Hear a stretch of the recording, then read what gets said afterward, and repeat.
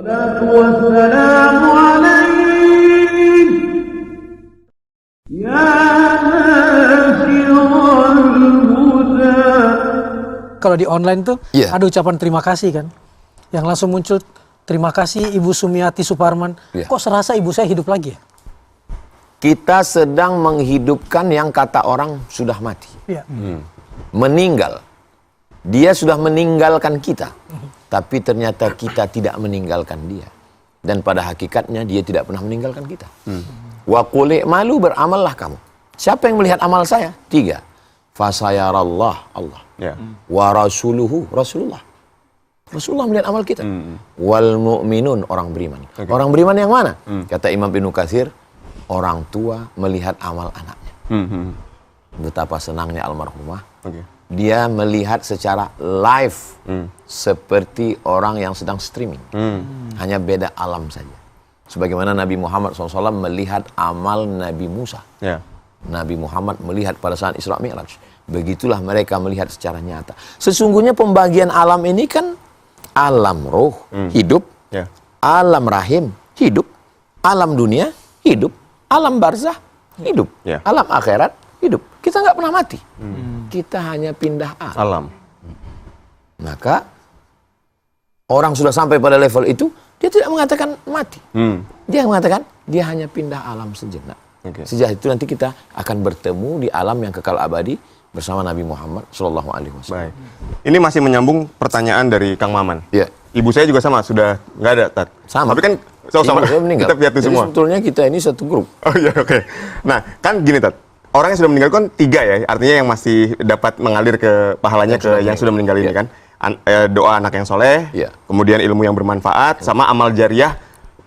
Dia yang waktu masih hidup nih, Tat. Nah, ketika kita doain ibu kita, tapi ketika tadi kayak Kang Maman memberikan amal subuh atas nama ibu kita, ini kan sebenarnya udah bukan amal jariah dari ibu kita lagi nih, tapi itu masih sampai.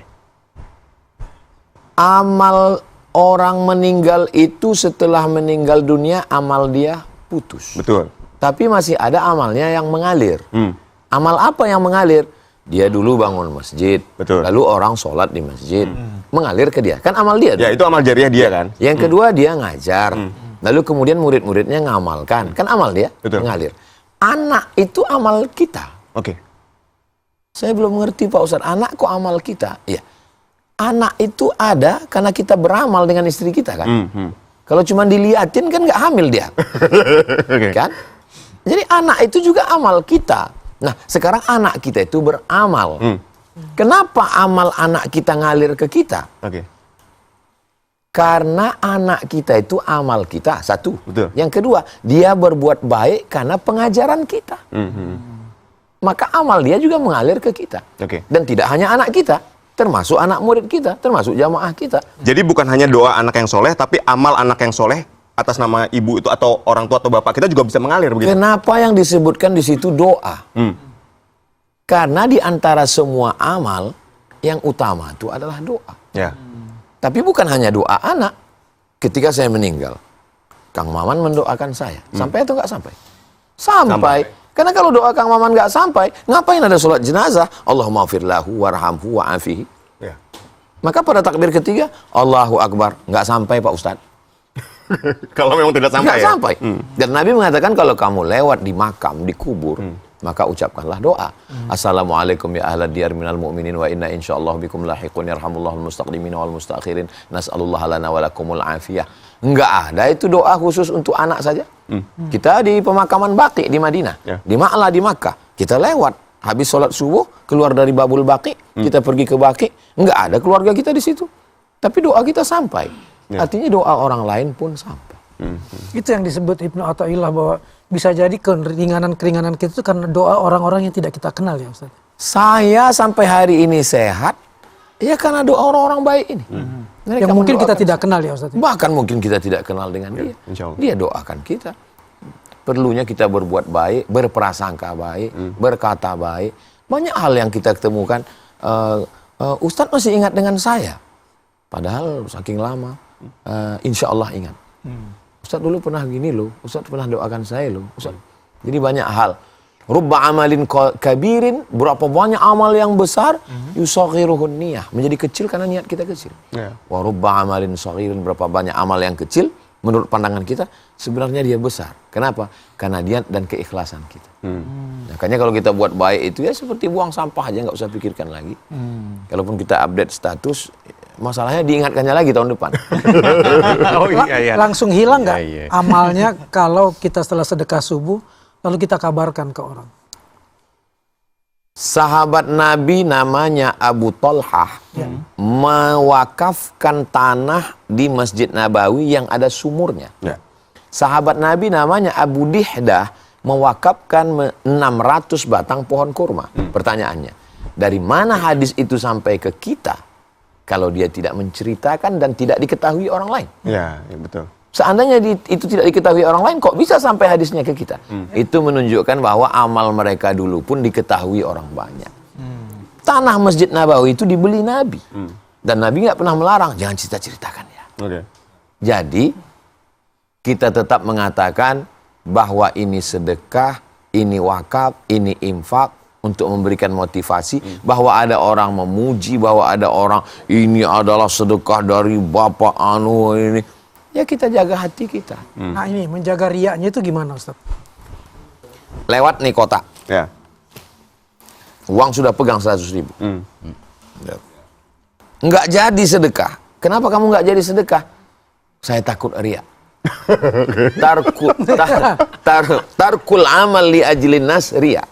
Nggak jadi beramal karena takut dipuji orang. Itulah riak. Justru itulah riya. Justru itulah riya. Kata Imam Fudail bin Iyad. Tarkul amal li ajlin nas riya. Bersedekah nggak jadi karena takut riya, itulah riya. Wal amal li ajlihim syirik. Masukkan uang supaya dipuji orang. Syirik. Bro, hidupkan kamera. Pakai lagu India lagi. Syirik. Syirik. Tidak jadi bersedekah karena takut dipuji orang, riya. Beramal supaya dipuji orang, syirik. Lalu yang benar gimana? Bismillah. Serahkan pada Allah. Bahwa terjadi sesuatu, ini kuserahkan pada engkau, tolong aku ya Allah. Allahumma a'inni, tolong aku. Ala dzikrika, supaya hatiku berzikir kepadamu. Wa syukrika, aku bersyukur kepadamu. Wa husni ibadatik. Ya muqallibal qulub, engkau yang membolak-balikkan hati. Tsabbit qalbi, kokohkan hatiku. Ala dinik, dalam agamamu. Wa ala ta'atik. Ini sudah di luar kemampuan kita. Hati memang dalam diri kita, tapi dia bukan di bawah kuasa kita. Allah punya kuasa. Tapi setan tuh jago betul ngegoda kita untuk pamer. La atiyannahum min baini aidihim, aku akan datang dari depan. Wa min khalfihim, dari kanan belakang. Wa an aimanihim, dari kanan. Wa an syama'ilihim, dari kiri. Jadi setan dengan sales ini, mohon maaf jangan tersinggung.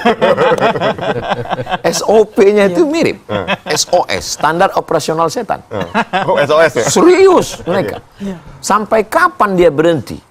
Madamat arwahuhum fi ajsadihim, selama ruh masih bersemayam di dalam jasad. Baik. Ustaz nih, Bang Ali mau nanya katanya. Oh iya boleh. Iya, gini Ustaz. Saya tuh kerja di bidang kesehatan Ustaz. Sate. Nama Oh iya, satenya dimakan. Ya, Bang Ali. tempatnya itu Cita Sehat Foundation. Kami itu bantu yang lagi sakit fisik sama mental gitu. Nah, saya tuh dulu pernah baca tapi lupa Ustaz, katanya sedekah itu bisa mengangkat sakit juga Ustaz. Kira-kira benar nggak Ustaz? Kalau sama ini kan kita pendekatannya sakit ini pakai obat ini begitu Ustaz. Ada buku judulnya Sa'ah wa Sa'ah Gharaib wa Taraif. Diterjemahkan ke dalam bahasa Indonesia, semua ada saatnya. Penulisnya namanya Abu Amr Al-Misri, orang Mesir. Ada seorang warga negara Saudi Arabia sakit kronis, berobat di Amerika.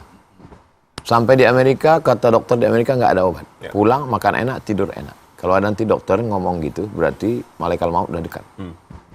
Dia pulang, dia sedekah. Habis itu dia medical check up lagi ke Amerika, diperiksa, sehat, nggak ada penyakit. Ternyata dia mengamalkan hadis Nabi, dawu mardakum bis sadaqah, obati orang yang sakit di antara kamu dengan sedekah.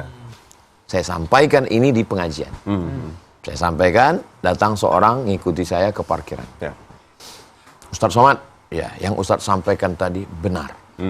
Memang benar, saya bilang.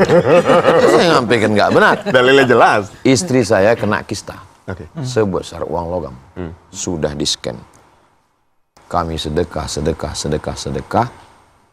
cek sehat, kistanya hilang. Jadi kebenaran hadis itu sampai hari ini terwujud.